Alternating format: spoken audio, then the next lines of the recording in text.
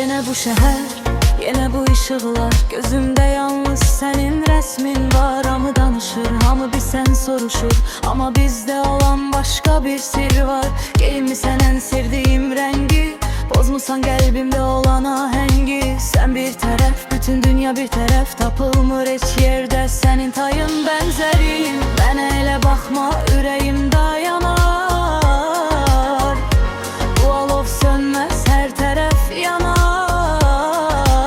Gel bu gece biz dünyaya meydan okuyar.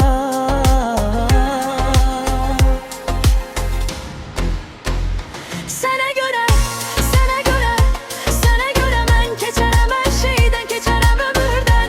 Birce gülüşün bəsdir ki mənə, değişmərəm seni ben hiç kime.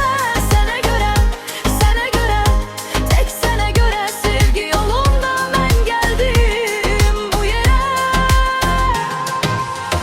Adını yazmışam göydeki ulduzlara. Sen benim güneşim, ben sana bende. Sürət həddini aşırıq biz yenə. Dünya fırlanır, baxmırıq heç nəyə. Elini ver mənə, uçaq uzaqlara, bizi aparsın bu ritim hər yerə. Stilimiz fərqli, enerjimiz yüksək. Bizim bu sevgimiz hamıdan yüksək.